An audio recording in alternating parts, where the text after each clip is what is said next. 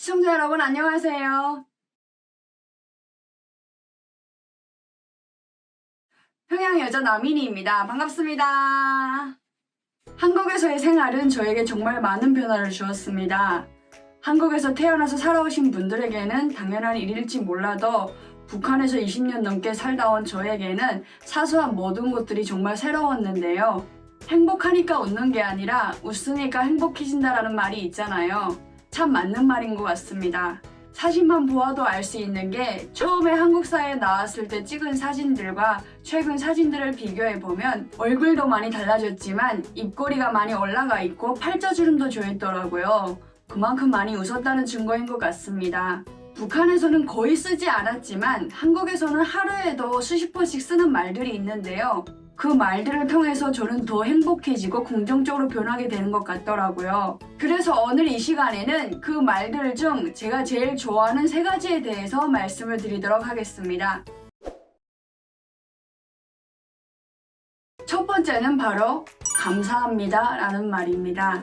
북한에서는 감사합니다 라는 말보다는 고맙습니다를 주로 쓰는데요. 자주 사용하지는 않았습니다. 소학교 1학년 국어 교과서 첫 페이지에 보면 위대한 용도자 김정일 장군님 고맙습니다 라는 말이 있는데요. 국어 시간에도 고맙습니다 라는 말을 먼저 배웠던 것 같아요.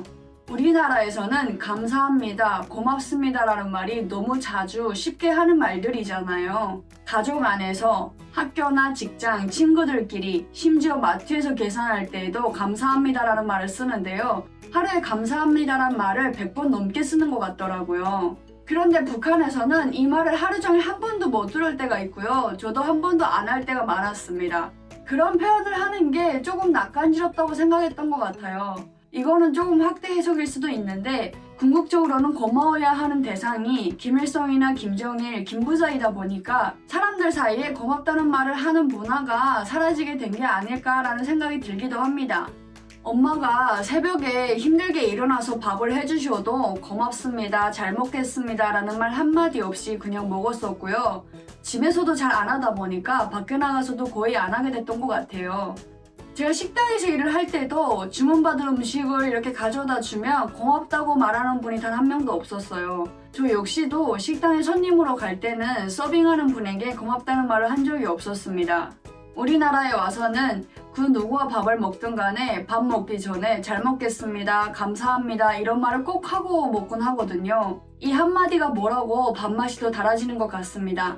밥 먹을 때마다 감사합니다, 잘 먹겠습니다 이 말을 할 때면 평양에 있을 때 엄마한테 단 한 번도 그런 말을 해본 적이 없다는 게 너무 죄스럽기도 합니다. 그 말 하는 게 뭐가 그렇게 어려워서 한 번을 안 했을까 싶고 많이 죄송스럽더라고요. 북한의 감사합니다 문화가 사라지게 된 이유는 첫 번째로 개인한테 고마운 일도 조직과 집단, 국가와 수령에게 감사해야 하는 집단주의적 혹은 수령중심적 교육이 있기 때문입니다. 두 번째로는 이러한 수령중심적 교육이 계속 대를 이어서 이어지다 보니까 사람들 사이에 감사합니다라고 말을 하는 게 어느새 어색한 문화로 자리 잡게 된 것 같아요.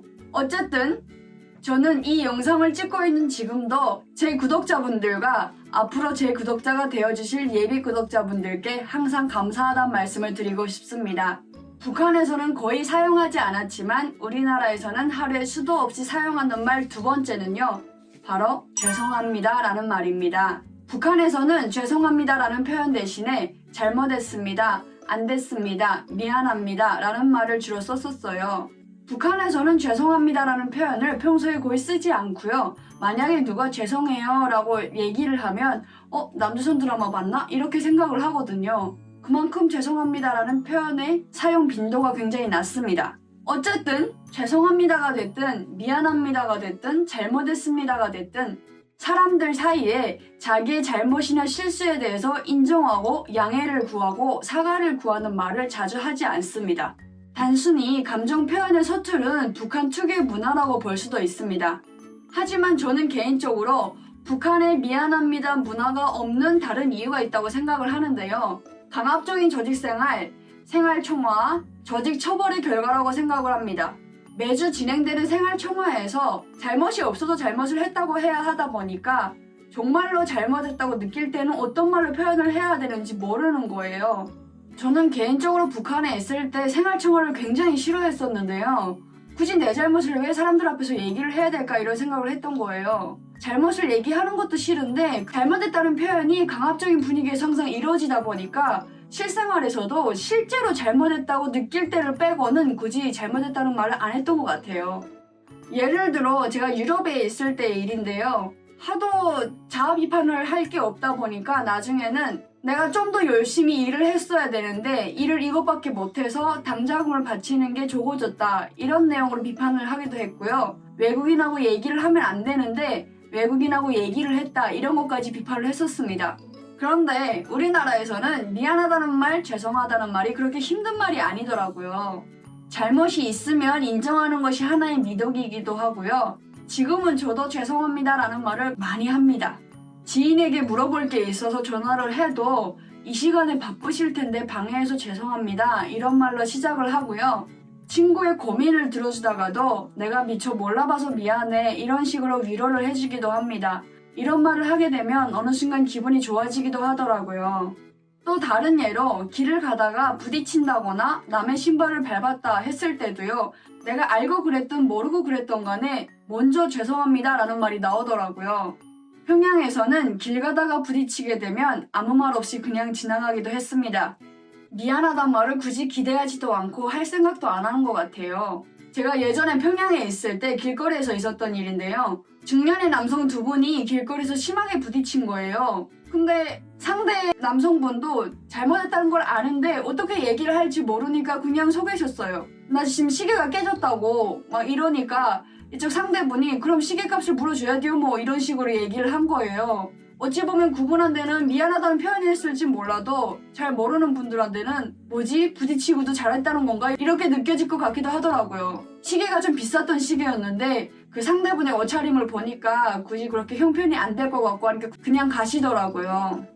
우리나라에 와서는 지하철을 기다리다가 그냥 뒤로 몇 걸음 생각 없이 가다가 다른 사람의 신발을 밟아가지고 저도 모르게 미안합니다 이런 말이 나왔어요. 그러니까 그분이 괜찮다고 자기들 미안하다고 하시더라고요. 지금에 와서는 미안하단 말을 자주 하면서 생각을 하게 되는데요. 내가 원래 이런 사람이 아니었는데 북한에 있을 때는 미안하다는 말 한 번 하는 게 뭔가 내가 진 걸 인정하는 것 같아가지고 자존심이 꽤 상한다고 생각을 했었거든요. 그래서인지 미안합니다, 죄송합니다 이런 말을 하는 게 진짜로 어려웠습니다. 북한에서는 거의 사용하지 않았지만 우리나라에서는 하루에 수도 없이 사용하는 말 마지막은요. 바로 사랑합니다 라는 말입니다. 이 말은 앞서 말씀드린 감사합니다, 죄송합니다 라는 말보다 더 안 썼었는데요. 설날에 부모님께 인사드리고 세뱃돈을 받으면 고맙습니다 라고 말했었고 성적이 떨어져서 엄마가 따질 때에는 잘못했습니다 라고 말을 했었습니다. 근데 정말 사랑합니다 이 말만큼은 한 번도 해본 적이 없었어요. 20년 넘게 아빠 엄마가 서로 사랑한다고 말하는 걸 한 번도 들은 적이 없고요. 부모 자식 간에 엄마 사랑해요, 아빠 사랑해요, 우리 딸 사랑해 이런 말 한 번 오고 간 적이 없었습니다. 연인들 사이에선 사랑한다고 말을 하긴 하는데 그것도 쉽지는 않아요. 그만큼 가족이나 친한 사람들 사이, 심지어 연인들 사이에서도 사랑한다는 말을 쓰는 게 어색하고 부끄럽습니다. 대신에 사랑이라는 단어를 전혀 어색하지 않게 쓰는 때가 있었는데요. 장군님의 사랑, 수령님의 사랑, 당의 사랑, 동지의 사랑, 조국을 사랑한다. 이런 표현이 북한에서는 전혀 어색하지 않았습니다. 지금은 참 이상하게 들리는데요. 불과 5~6년 전까지만 해도 전혀 이상하게 느껴지지 않았습니다. 근데 우리나라에서는 사랑이라는 단어를 참 쉽게 쓰더라고요. 생전 본 적도 없는 사람이 전화와서는 고객님 사랑합니다 라고 하기도 하고요. 심지어 연인들 사이에는 더 말할 것도 없고요. 친한 친구들 사이에도 사랑한다는 말을 쉽게 하더라고요. 이름을 사랑이라고 짓기도 하고요. 길 가다 보면 사랑의 교회라는 간판도 보이잖아요. 그리고 가족들 사이에서도 쉽지는 않지만 사랑한다는 말을 많이 하는 것 같더라고요.